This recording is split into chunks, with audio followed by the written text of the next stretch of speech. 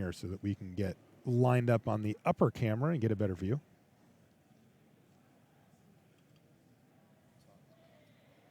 All right, so let's head down for the finals here from Grand Prix Portland.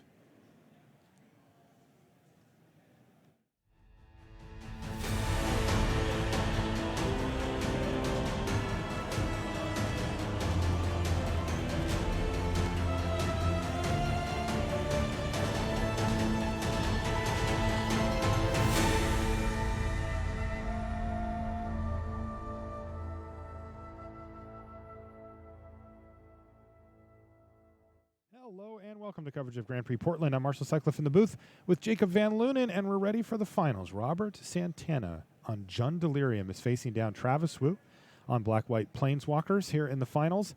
You can see we are in the early stages of Game 1 here, Jake. We've got a couple of lands. I can tell you that Travis mulliganed to 6 and then put the card on top. Robert kept his opening 7 plus being on the draw. Draw another card too, so still 7 cards in hand. Nothing in the early stages, though. This is something that we would expect out of a relatively controlling matchup here. We're not going to see a big flurry of creatures in the early stages beating down or whatever. It's going to be more things like this. Wow. Yeah. Travis just lining up for a Planeswalker here. This has to tell Robert that there's a Planeswalker incoming in the next turn or two. And in fact, there is. If Travis hits his land drop this turn, he's already got a Gideon. And there's a land off the top, though I don't even think he needed it. So yeah. Travis, he's in the market for some zombies. I like it. I also would have led with the Oath there. I think it's wise in a matchup like this where, you're not going to get much value out of that. Exactly. Well, you're not if you hold it in your hand, but if you play it now, you're going to get a zombie. And this is a big turn for Robert because you can see that Travis has actually put quite a board state out. And there it is, Distended Mindbender for Robert Santana. Wow, and he gets a Ruinous Path and Ob Nixilis. And remember, Travis being on a mulligan there left him with no spells left in hand. Just the top card of his deck. Wow, but he ripped really nice there. Ruinous Path to take it out of the way, and he's going to attack for 9. It's a big attack. Wow, this has been a swingy game. Already in these few turns. It's crazy that we're watching this control matchup, and it's this explosive.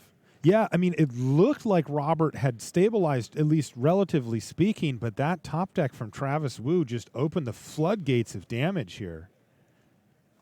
And this could be a very quick one if Robert can't find some answers.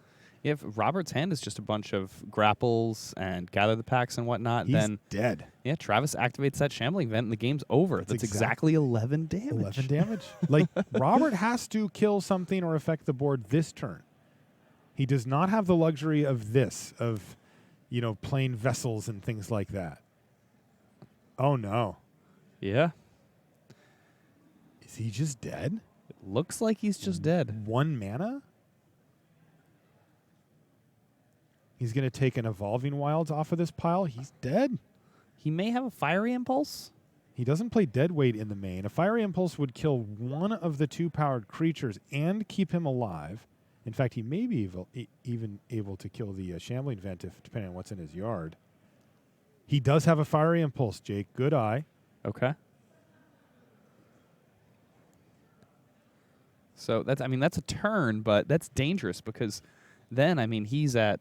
Yeah, so what's going to happen here, though, is actually it does get pretty interesting. If he can find some way to get that Kozilek's Return flashback, he could wipe the board of at least the tokens. It looks like he's going to go for Ishkanah Graffwidow, which he, of course, can't cast this turn. Travis is going to activate, and ship everything in there. He's not going to win this turn, though. The Fiery Impulse with Spell Mastery is going to take down the Shambling Vent and put him to 2.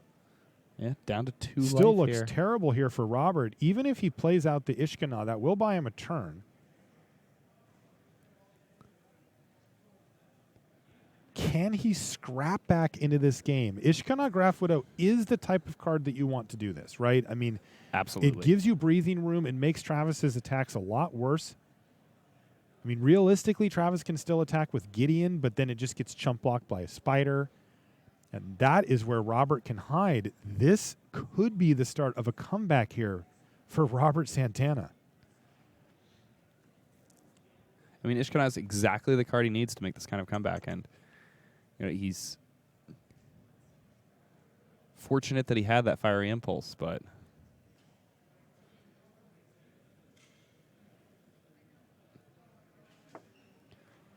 nice play here from Travis, attacking with all of his creatures again, and then using Grasp of Targonus on Ishkana Graph Widow, and making it so that his zombie wins the war. Nice draw from Travis, finding a couple of removal spells, and leaving Robert with just a spider. Another Ishkana would do quite nicely here. That would be ideal. Does he have it? He's got a Liliana. He can use that to mitigate the zombie. And then he still has the spider just clinging to life to block Gideon. Go, and can Travis draw a third removal spell in a row to take this game? It would be enough. He found a Gideon. Ooh. That is not what he wanted to see here. That is not at all what he wanted to see.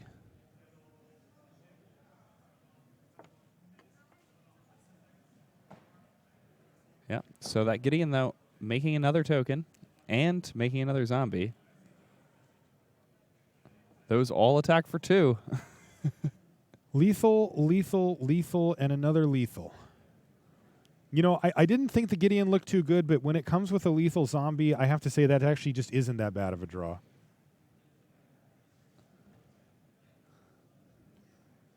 Again, though, Robert Santana, he's going to be able to once again cast Ishkana. He can get it back here with his grapple. Will he have enough mana? Yes. Depending on what's in his hand, he might even have a more impressive play than that. I can't imagine it. Well, I believe he has a Kozilek's return in his yard. He does. So if he's somehow he able totally to, does. yeah. If he can Emrakul, is that what you're thinking, or Distended Mindbender? I don't know if he'll be able to Emrakul this turn, but I would assume not. Though he's kept his graveyard pretty piled high there. And there is a Pilgrim's Eye in there, so he has like Artifact.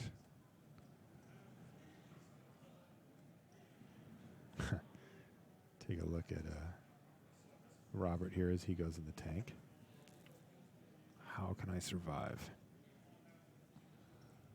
A truly explosive start here for Travis Wu, even though it didn't look like that's how the game was going to pan out. So he took Ishkana. He took Ishkana. Okay. Yeah. Buying himself a bit more time with that. It looks similar to the situation he was in recently there. Yeah. He gets to chump block, eat a creature.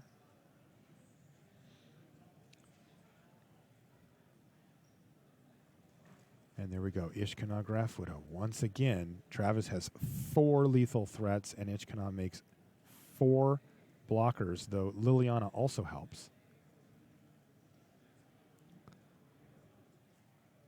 Okay, he's going to play a Vessel, and Liliana's going to go against one of her own there. Yeah. The zombie. What does Travis find? Looks like it's another Gideon. You know, like I said, when he drew it last time, I thought, well, that's not what he wants. But I've been convinced otherwise, thanks to the Oath of Liliana. While it's not the ideal draw, it's actually not that bad. And Travis is just going to keep jamming here. And it looks like we're going to see similar blocks to what we saw before.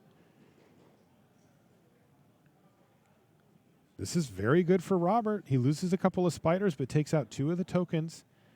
And we're going to see Travis just play yet another Gideon. Seems like it. 3rd Gideon in a row, and he also plays that land from his hand, so he is out of gas. And once again, he's rebuilt, but Ishkana doing a noble job of holding down the fort in conjunction with Liliana as well. Yeah, so many turns where Robert was able to exactly survive. Yes. Another interesting scenario there for Robert, again, not really being able to see his graveyard too well. He could chump block with Ishkana and to get it back with Liliana and just recast it again. He didn't do that, though. He may have another one in his graveyard anyway, though. You know, just for the spiders. Yeah, and I mean, that seems like a very good line for him here.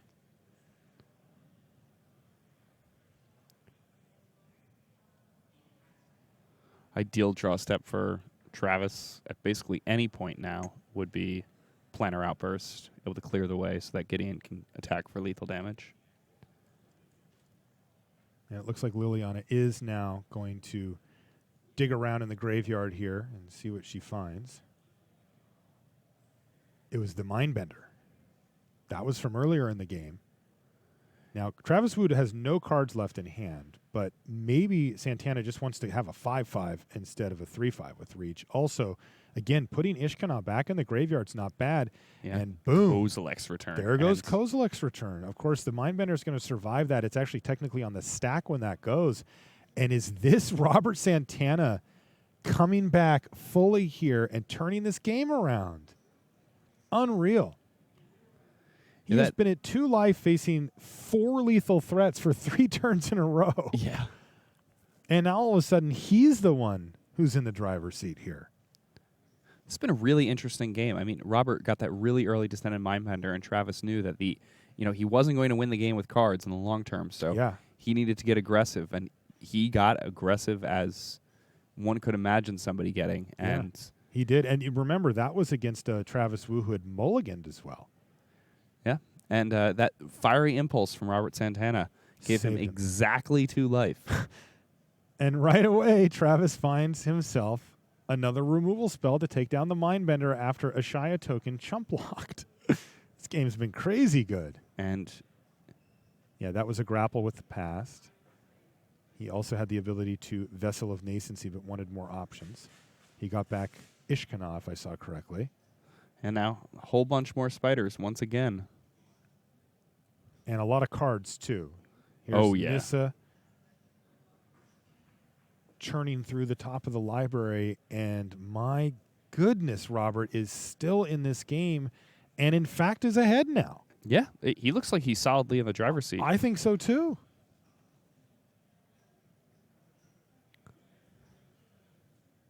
Tell you what, though, he's going to want to shut the door on this game as quickly as he can.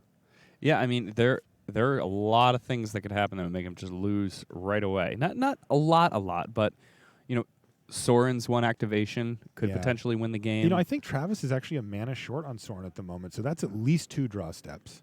Oh, interesting. Yeah, because the Shambling Vent died earlier.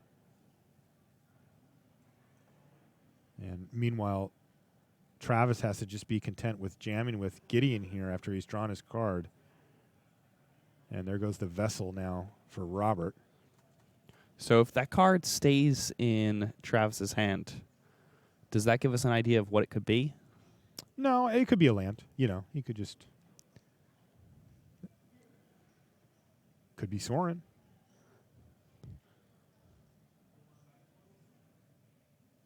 And Robert is just gleefully plussing his Planeswalkers. And there's Emrakul. There's Emrakul. Emrakul's a pretty impressive play here. Yeah, I think that, he will likely see Robert play Emrakul, make sure that happens, and then he can try to get Gideon dead here. He may just be able to attack him for enough here. Anyway, he can attack him for, 3, 4, only for 5, which is most of the way there.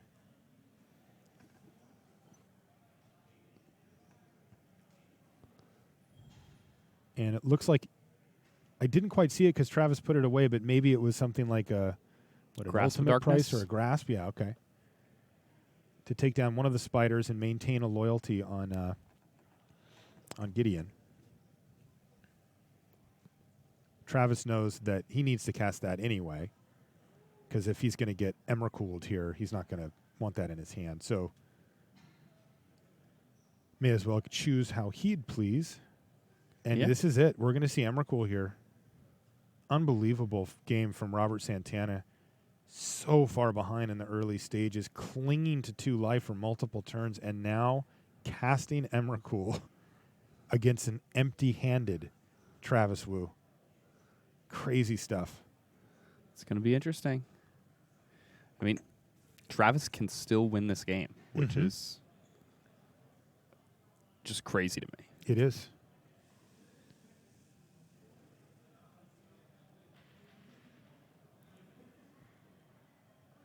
Take a very specific set of draws here, but we've seen running cards before, and we'll see them again. Robert's just double checking that he's counted his mana correctly to make sure he can cast Emrakul. Always a smart thing to do. Can be hard to track the graveyard as a means of mana production. It's a little tricky.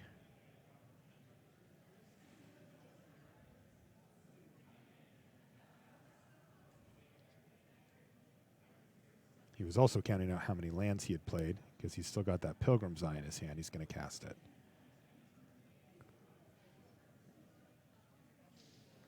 And I see the hand of a judge making sure that everything's kosher here. So we'll just let them work this out. Yeah, I'm not really sure what might be going on here. I think it was just asking if he had played a land yet. Oh.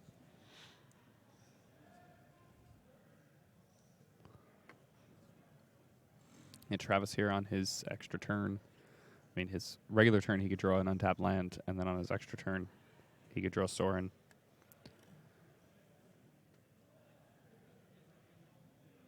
Still some possibilities for victory here. The drama of this game, though. Robert leaving Travis with nothing in his hand.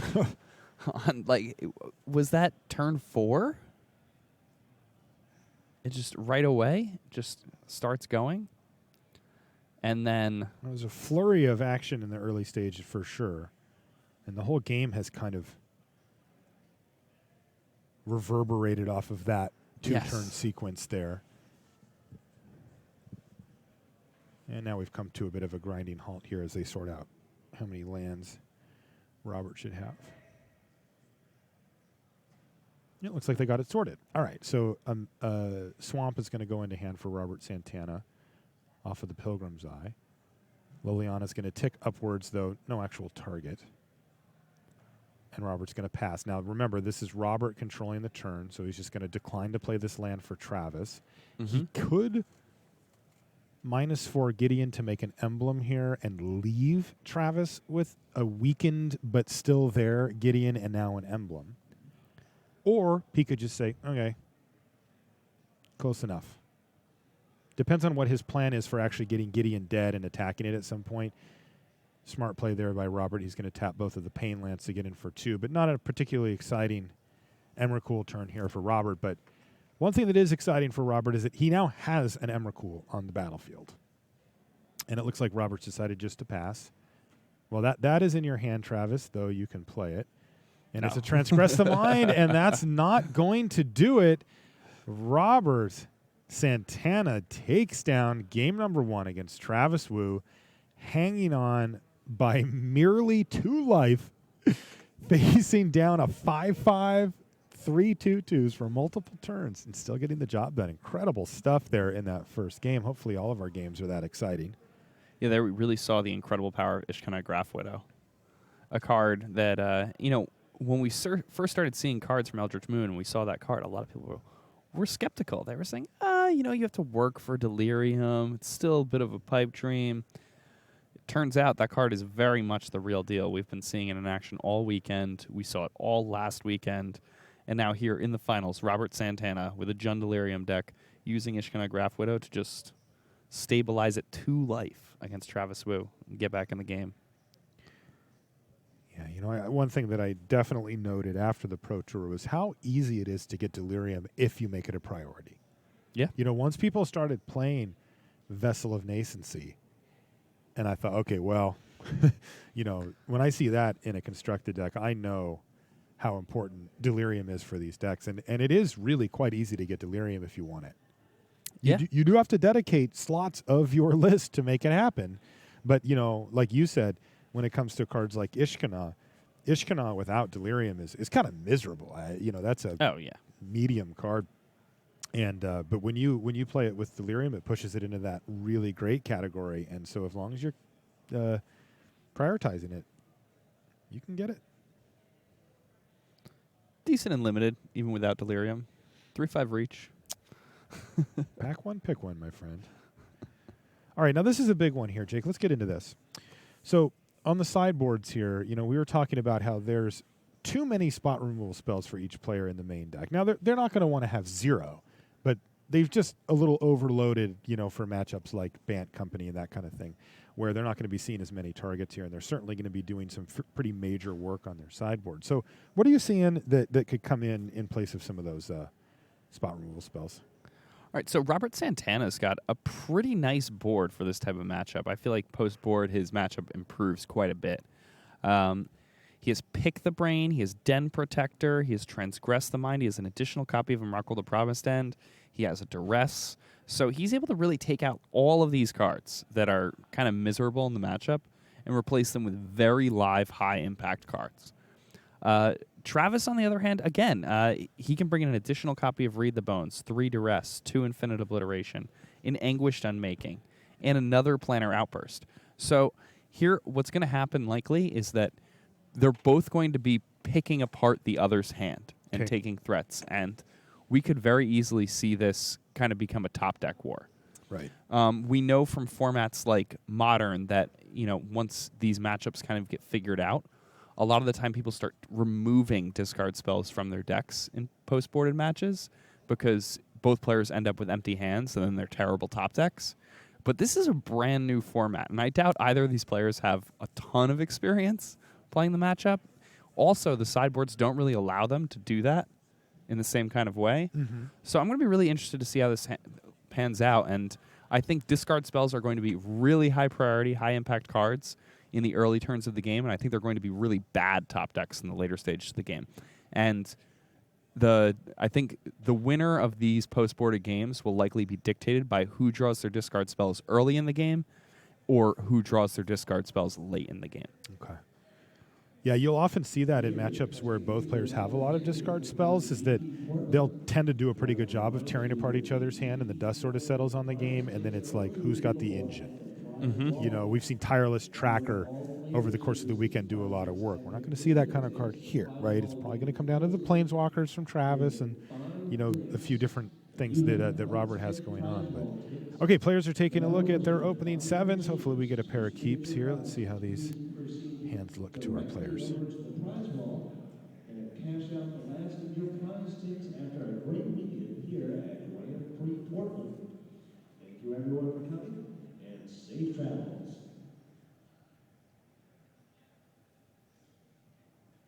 Nope, Travis does not like his hand, and you know what? Either does Robert. Both of them going down to 6 cards this time. Last time Travis started on 6 and immediately had his hand completely blown up by Distended Mindbender. This time, neither player happy. They're opening 7.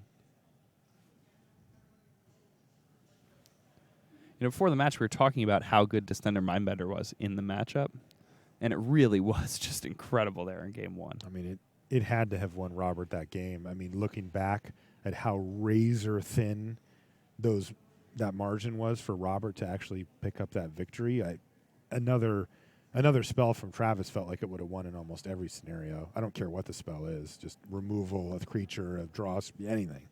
Yeah, I believe the 2 spells that he lost were a Ruinous Path and a Sorin Grim Nemesis. Goodness sakes. Okay, it looks like we've got a keep here from Robert. He's going to top, and yeah, we've both kept. All right, here we go, underway. Land for Travis Wu, no plays yet. No plays from Robert Santana either, though. And are we going to see our first Transgress? Yeah, we are. There it is. Transgress the Mind from Travis Wu after playing his land. And Distended Mindbender is the one that Robert pulls out of the fray there. Yeah, 2 options there, Pilgrim's Eye or Distended Mindbender. Den Protector, although we're usually paying 3 mana to cast it, actually a 2 mana card. That's right. Interesting interaction there. The fact that you get to dodge Transgress the Mind with Den Protector is actually very good for Den Protector in the current format. Indeed. Not a lot of high impact cards for Robert right here. No, especially with that Mindbender gone. I think he had a pretty sweet idea here of going Pilgrim's Eye into Mindbender, and that is not going to happen for Robert here, as it's been exiled. That would have been really good.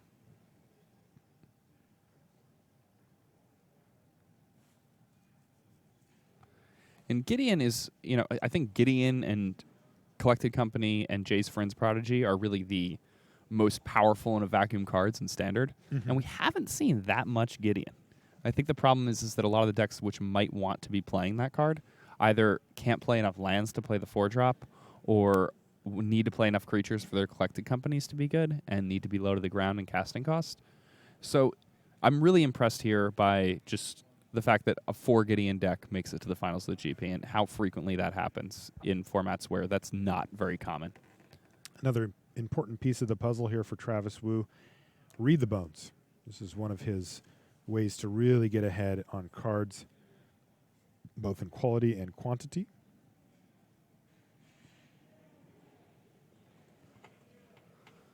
Travis is going to chip in there with that knight and then make another one.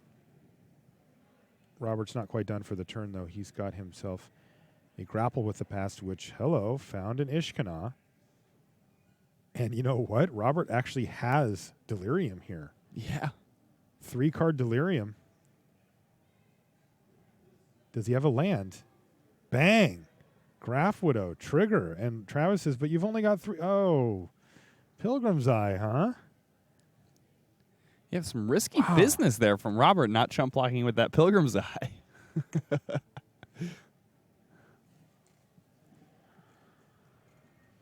Looks good right now, though. Wow, let me tell you. It certainly came together for him. That has to be one of the best grapple with the past I've ever seen. Yeah. We've seen a lot of good ones, too. That Liliana activation we saw earlier in this top 8? Yeah, that was better than this. Yeah. But still, that grapple was insane. Oh, man. Travis is not done with the Planeswalkers here, though. He's got Ob Nixilis to kill Ishkanah, but that should hold off the team. Yeah, Travis is going to pass the turn back, and wow, that's a lot of weight on the shoulders of a Pilgrim's Eye here to try to contain 2 separate Planeswalkers. Especially when Ob Nixilis can tick up if it needs to. And certainly will next turn either way. Robert's trying to decide which of these 2 Planeswalkers to attack. Ob Nixilis is the one on 2 loyalty. Oh, I think he attacked Travis. He just attacked Travis Wu. That's crazy. That is gutsy. Yeah. Travis falls down to 17. And another copy of Ishkanah hits the battlefield here for Robert Santana. Wow. Travis is going to keep the cards flowing here. He's drawn an Infinite Obliteration as well for the turn. He's got a Languish in his hand, I believe. Yeah, there's a Languish and a Ruinous Path. A second copy of Gideon, too. Yeah, Travis, not too thrilled that these Ishkanahs keep flowing. I'm sure that, had it not hit Ishkanah, grapple with the past, which was cast earlier, then he would have happily used that to remove those from his opponent's library. They match up really well against Travis's Threat Suite. Wow, Travis is going to attack into the Spider Army. I think Travis is hoping that Ishkanah Graph Widow gets in the way of one. I see. Because that would give his Languish a lot of power here. Yeah, you're right. And I think that he's possibly still just going to line up a Languish in the next, either this turn or next. I wouldn't be surprised by that. You were totally correct, though, Jake. That's exactly what he was hoping for. He was hoping Robert just threw Ishkanah in front of one of those and did some other blocking. Yeah, and he's just going to fire off the Languish. Not what he was hoping for ideally, but hey, he'll take it. And he still gets left with a Knight ally, and you can see that Travis is in control mode here and now trying to decide if he wants to actually kill Ishkanah. If he does, he can use his Ruinous Path on it. But if he doesn't, he can cast Infinite Obliteration, and he's going to do that. And since Travis knew that he had that Den Protector in hand, he decided to name Den Protector. I like it. And he's going to go get the rest of those. This guarantees that he gets immediate value by taking a card out of Robert Santana's hand, which is really awesome and important. Mm-hmm. And then, he's going to go get the other copies of that important creature out as well. Yeah, Den Protector also quite good at pressuring the Planeswalkers, especially when Travis's way to defend them primarily right now is by streaming out 2/2s, which can't really block the Den Protector once it flips up. So, actually turning out to not be behind in cards when casting Infinite Obliteration, which is a nice place to be when you're using that postboard card.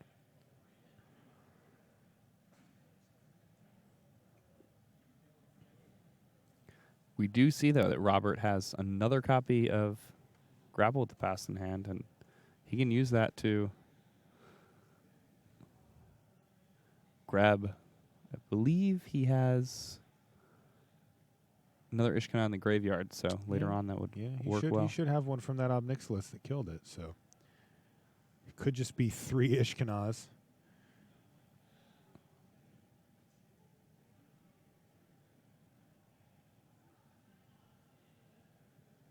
See a Blighted Fen down there for Wu as well, something that Robert's going to have to keep in mind if he, wants to just attack here and not do a whole lot and leave just Ishkanah all by her lonesome. Then Travis Wu may be able to nab a pretty nice one. Yeah, not a lot of value wasted on that either.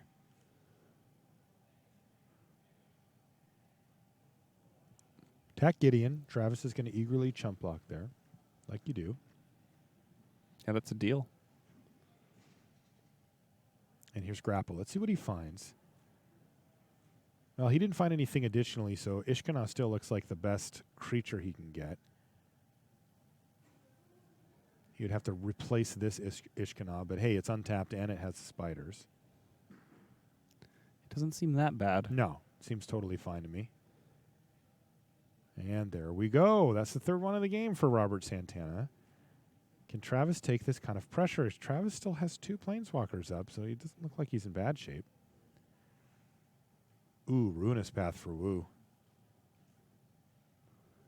That could be pretty good with the Awaken ability, too.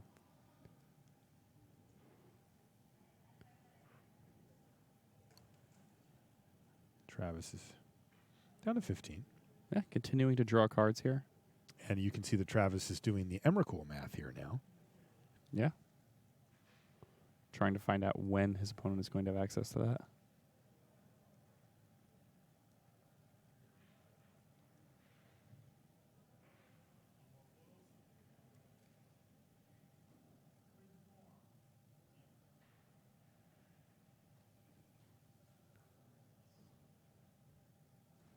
He does have the Transgress the Mind in his hand, but right now, not really sure if Robert has anything relevant in hand.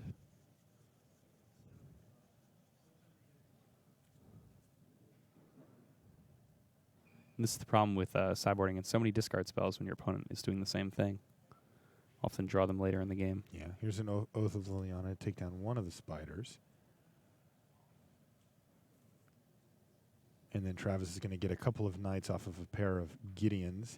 And since he played that Oath, he's also going to get a zombie. It's a big draw step here for Robert.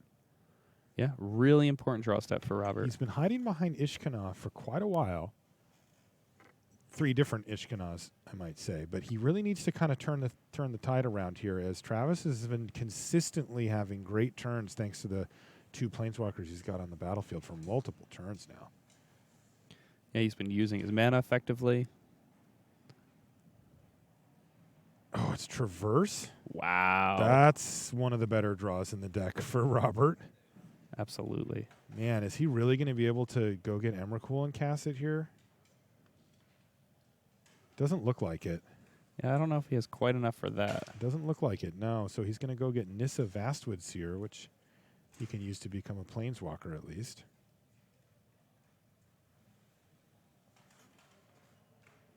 Trigger this. Go get a forest.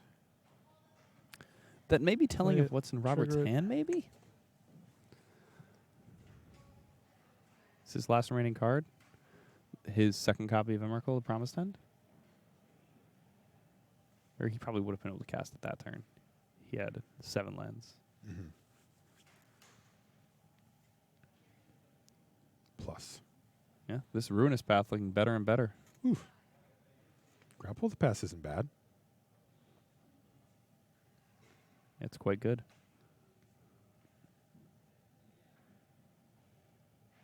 Now the Runa's path doesn't look quite as good anymore with that grapple, right? Like, No, not at all. if he kills Ishkana or Nissa, he can just get either of those back. Grapple with the Past is a great card. God, it sure is.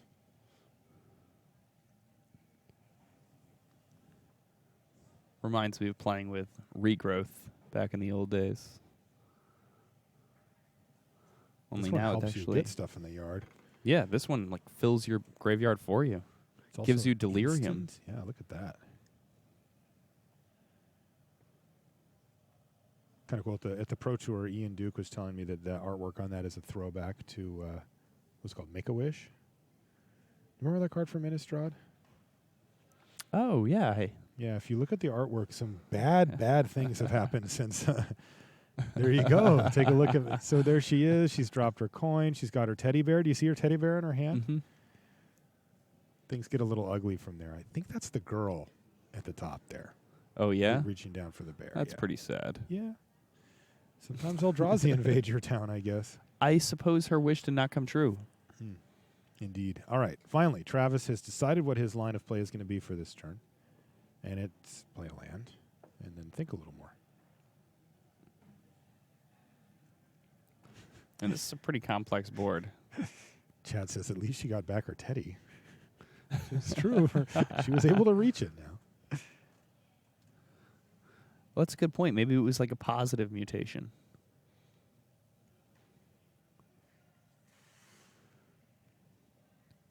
Wow, and the thing about Grapple the Past, it makes the game so complicated because now suddenly Robert's entire graveyard is live too.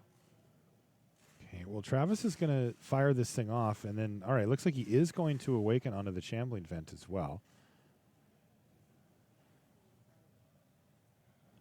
And Gideon's going to attack and get immediately chump blocked by a spider. Travis is whittling down Robert Santana's board. One by one, it's taking a very long time and giving Robert a lot of wiggle room here to try to find answers or threats of his own. Man, Emrakul here would be insane. Taps the top of his library.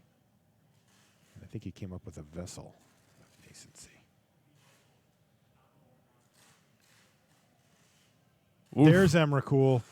Robert Santana has Emrakul. He's going to count up his delirium count here to see how much he actually has to pay mana-wise, but this is going to be a devastating blow for Travis Wu. He is going to lose most of his board here. This Planeswalker deck does not do well. Yeah, and this was my major concern in the matchup for Travis. Just how does he beat Robert when Robert's going that big? You know, your control deck, your whole plan is I'm going to draw more cards than my opponent. I'm going to have spells to contain all of their aggression. But when they're going so big that all of those extra cards you draw become irrelevant, then what are you supposed to do?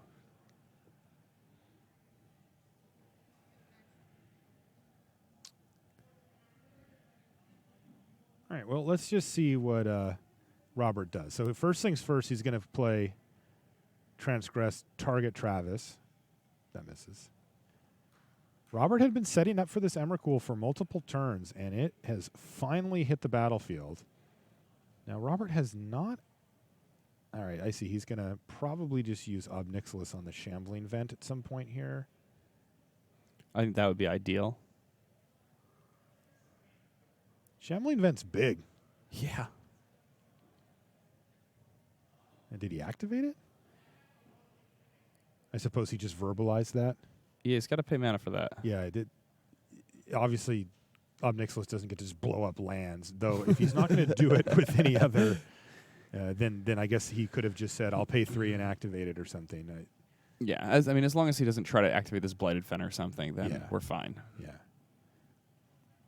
Which, by the way, would be really bad if he did that. Yeah, it would not be good for him because he has to target himself with that. The Blighted Fen is opponents only. Correct. And he is going to use the Case of Koilos to drop Travis down to, 13. As in 13. Yeah, 13 is the magic number these days. Oh, it's still awakened, Jake. You're supposed to correct me on that. The land. It was an awakened land. Oh, I'm sorry. Yeah. So he didn't need to activate it. It wasn't relevant anyway. Travis now down to 12. And are we going to see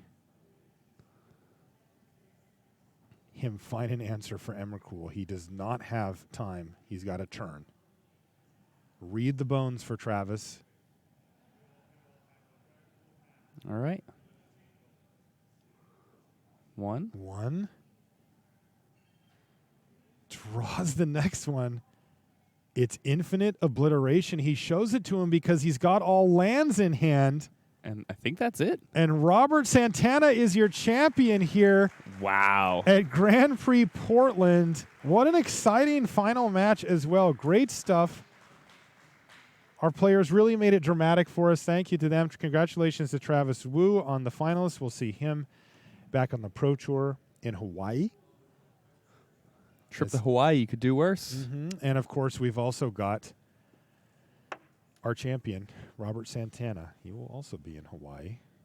This guy seemed to have hit it off, incredible run. Yeah, great stuff. Robert Santana. Jund Delirium is the champion deck here in Portland. That's going to do it for the finals.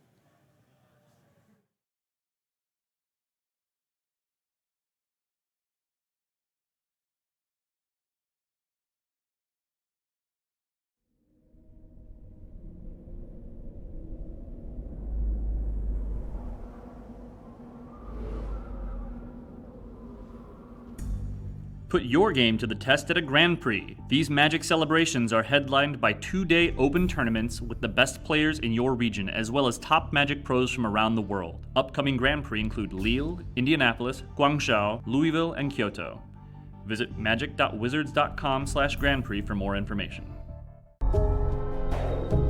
Test drive the top standard decks from Pro Tour Eldritch Moon in the Pro Tour Gauntlet, happening now on Magic Online.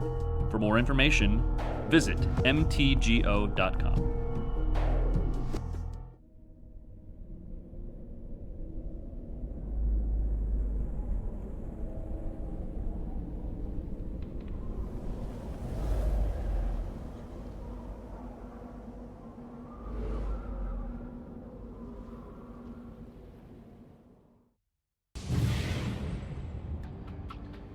This year's been pretty incredible. I didn't think I was going to get another shot to play at Worlds. I hadn't top 8 at a Pro Tour in a while, and then somehow I find myself here with back-to-back Pro Tour top 8s.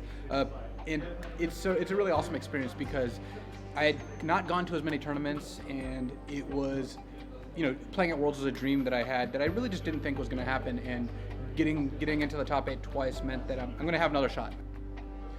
Winning the World Championships would really be the last tournament thing that I could accomplish that I really haven't yet. I mean, I've made top 8 at Worlds in 2011 now, 5 years ago, and lost in the top 8, and getting another shot to potentially win Worlds and be the world champion would be awesome.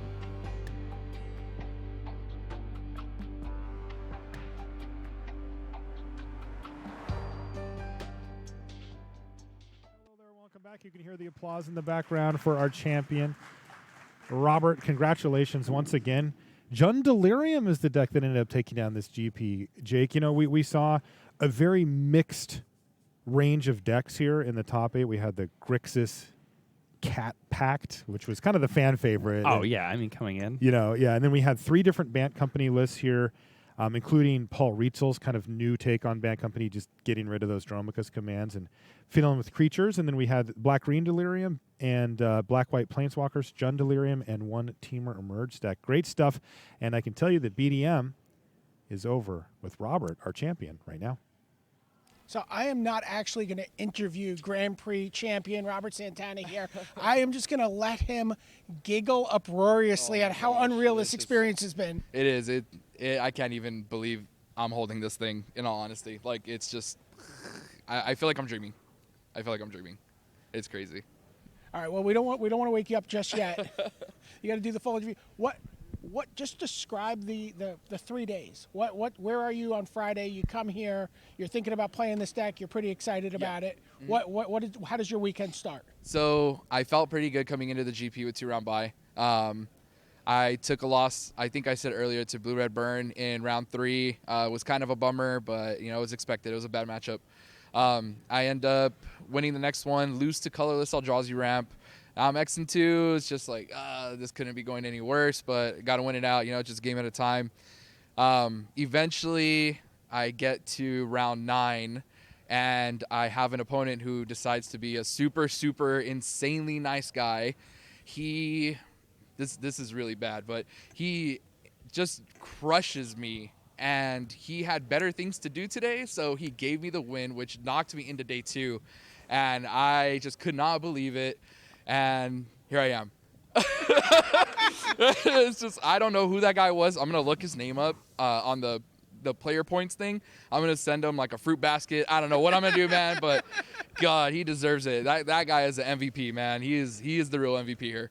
Who do you think had a better day today, you or him? Probably me. I would think so. Yeah, I would think so, yeah. He had said that he's been on multiple Pro Tours already and stuff, and he asked me if I had, and I said no, and he was like, well, congratulations, you got it. And I was like, I couldn't believe it. Like, when it was happening, it was just... By the way, there's still a long road to go from there to even get to qualifying. Yeah. You can't lose another match from that point. Exactly. Even taking a draw anywhere in there would have just, killed... I would have died in the tournament, and I would not be able to, qualify for Pro Tour. But God, that guy, I got it. He was like an angel sent from heaven. I think he was actually a psychic sent from the Psychics Network here because he somehow knew that was going to turn into this. This is just a great event. People at home thinking about playing the Gen Delirium deck, what should they know? Let me just say one line. I was watching you and Travis play, and Travis is like, was I supposed to slow down and kill a Pilgrim's Eye on turn 3? Yeah. That was pretty much the question everybody was asking themselves every time they saw a Pilgrim's Eye. It's just like, do I kill that thing? And then it's like, if they're not killing it, then you're casting Distended Mindbender, you're ripping cards out of their hand, and that doesn't feel good. And then if they do kill it, they just took a whole turn off to do nothing. So it's like your deck just wants to do nothing, and your deck does nothing better than a lot of other decks that are doing nothing. You have such a great late game. And the deck is really fun to play. It's insanely good. Having access to 6 board wipes in the main board is gas. It is just so good. I would recommend the deck to anybody. I would suggest that they play it. So. All right, aside from the random psychic at the end of day 1, anybody in particular you want to thank, as you hit this momentous occasion in your Magic career? I saw a lot of hands go up along the rail there. I definitely want to thank, all my teammates over there. They've been helping me play test for this event for a long time. Giving me ideas here and there about the deck. Shout out to Jake right there. He told me to play Pulse of Marasa, my sideboard. Wave, guys, you're on camera. Yeah, which was it was huge. I really appreciate that. And shout outs to all the guys in Riverside. I have a couple teammates back there. Shout out to Top Deck Keep. Check them out. Yeah. Those guys they're insane. They're awesome dudes. And of course, the hero of the storyline from Eldritch Moon, of course, Ishkana Graph Widow. Yes, that. I don't even know what to say about that card. God, that card is just insane. Killing it and then grappling it. When you Ishkana and then Distended Mindbender over it, grapple it back, nothing better. Nothing better. Wow, this might be a little bit better right here. Robert Santana, he's going to the Pro Tour. He's going home with a trophy. Congratulations, Robert. And that's going to be it for us here in the feature match area from Grand Prix Portland. And thank you, BDM. Great stuff down there, Robert. What a funny guy. I actually, Robert Stroud was the player who decided didn't want to play the last round yesterday. That guy's a GP champion. He won GP Vancouver a few years ago. He's also a judge. And he's going to, I guess, get a fruit basket or something. But fantastic stuff. What a cool weekend. Thank you so much for hanging out with us. You can take a look at how our bracket ended up finishing up here with Robert Santana as our champion. I do want to thank you, of course, dear viewer, for spending time with us. For Jake and I, we really appreciate you taking some time out of your weekend to hang with us and to have some fun watching some Magic.